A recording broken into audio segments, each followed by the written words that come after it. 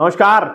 हरियाणा चुनाव में कांग्रेस की हार के बाद जम्मू कश्मीर में भी कांग्रेस को एक बड़ा झटका लगने के संकेत मिल रहे हैं।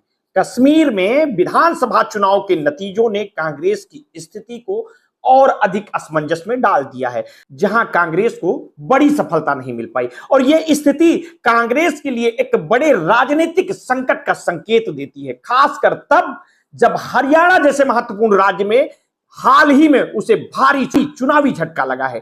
कांग्रेस की कमजोर स्थिति और राजनीतिक उलटफेर के आसार जम्मू कश्मीर में कांग्रेस की घटती लोकप्रियता को और भी स्पष्ट कर रहे हैं।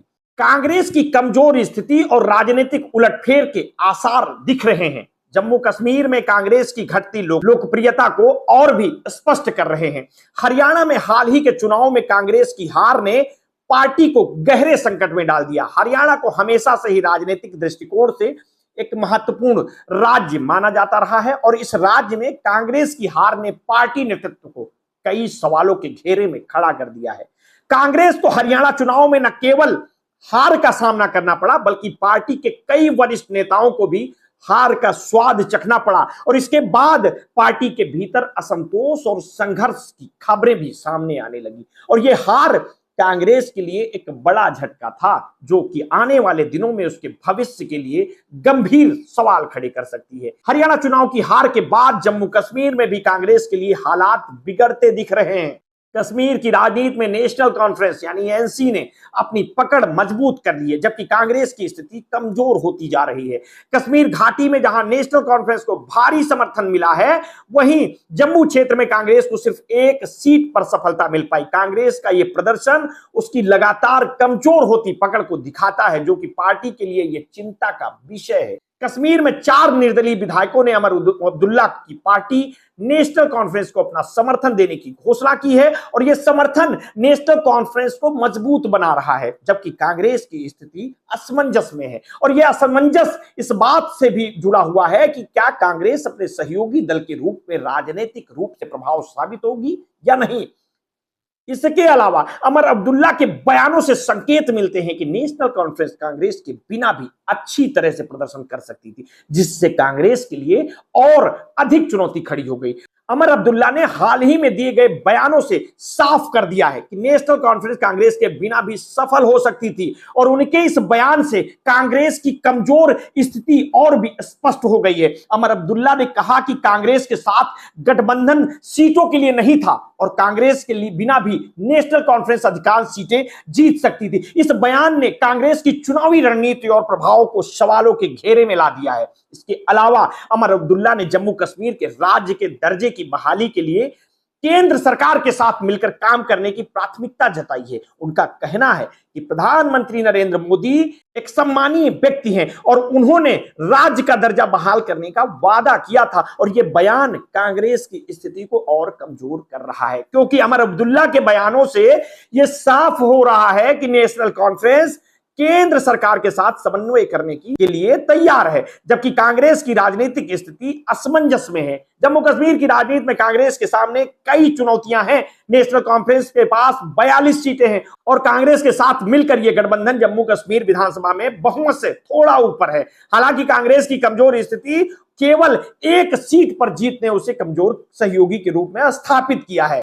कांग्रेस के लिए यह स्थिति और भी मुश्किल हो गई है, क्योंकि घाटी में नेशनल कॉन्फ्रेंस ने एक बड़ी जीत हासिल की है, जबकि जम्मू क्षेत्र में कांग्रेस का प्रदर्शन निराशाजनक रहा है। अमर अब्दुल्ला का यह बयान कि नई सरकार केंद्र और उपराज्यपाल के साथ मिलकर काम करेगी, कांग्रेस के लिए एक और चुनौती साबित हो सकता है।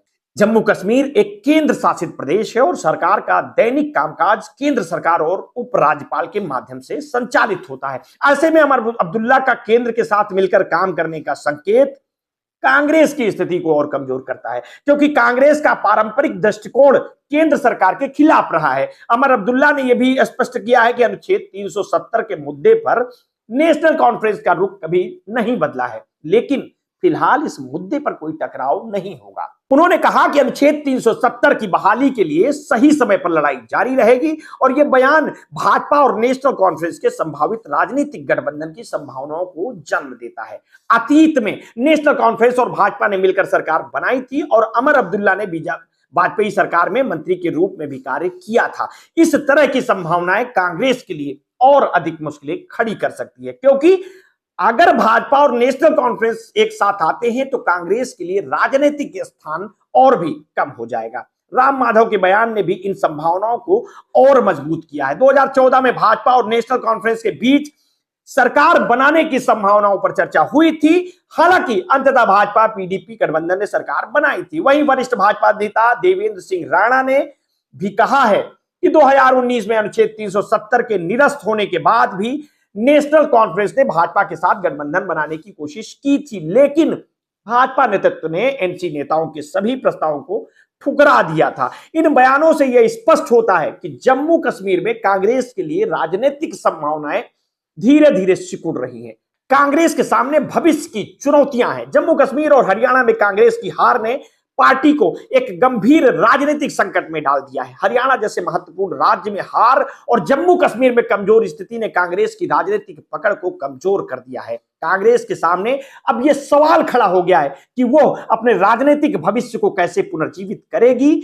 जम्मू कश्मीर में कांग्रेस के लिए सबसे बड़ी चुनौती यह है कि नेशनल कॉन्फ्रेंस ने घाटी में अपनी मजबूत पकड़ बना ली, जबकि कांग्रेस का प्रदर्शन निराशाजनक रहा है। इसके अलावा अमर अब्दुल्ला का केंद्र सरकार के साथ समन्वय की आवश्यकता पर जोर देना कांग्रेस के लिए एक और चुनौती साबित हो सकता है। कांग्रेस की पारंपरिक रणनीति केंद्र सरकार के खिलाफ रही है, लेकिन अमर अब्दुल्ला के बयानों से यह स्पष्ट हो रहा है कि नेशनल कॉन्फ्रेंस केंद्र सरकार के साथ मिलकर काम करने के लिए तैयार है। कांग्रेस के सामने अब यह सवाल खड़ा है कि वो कैसे अपने राजनीतिक भविष्य को सुधार सकती है। पार्टी को नए सिरे से अपनी रणनीति पर विचार करने की जरूरत है, खासकर उन राज्यों में जहां उसकी पकड़ कमजोर हो रही है। जम्मू कश्मीर में कांग्रेस को अपनी स्थिति को मजबूत करने के लिए नई राजनीतिक रणनीतियों की आवश्यकता है।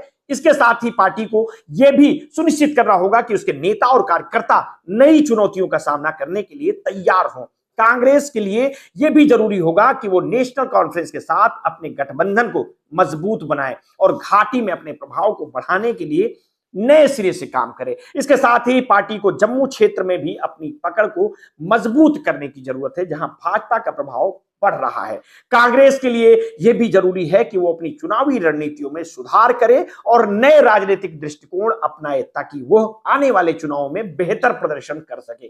कुल मिलाकर हरियाणा चुनाव की हार और जम्मू कश्मीर में कांग्रेस की कमजोर स्थिति ने पार्टी के भविष्य को सवालों के घेरे में डाल दिया है। कांग्रेस के सामने अब यह चुनौती है कि वो अपने राजनीतिक भविष्य को कैसे पुनर्जीवित करेगी। पार्टी को नए सिरे से अपने रणनीति पर विचार करने की जरूरत है, खासकर उन राज्यों में जहां उसकी पकड़ कमजोर हो रही है। इस पूरे प्रकरण को आप किस तरह से देखते हैं? अपनी प्रतिक्रिया हमें वीडियो के कमेंट बॉक्स में अवश्य दीजिएगा। आपने अगर अभी तक हमारे इस चैनल को सब्सक्राइब नहीं किया है तो तत्काल कर लीजिए, बेल आइकन दबाना बिल्कुल ना भूलिए। अपने स्वास्थ्य के प्रति सचेत रहिए, सजग रहिए, अपना ध्यान रखिए। बहुत बहुत धन्यवाद। साधुवाद।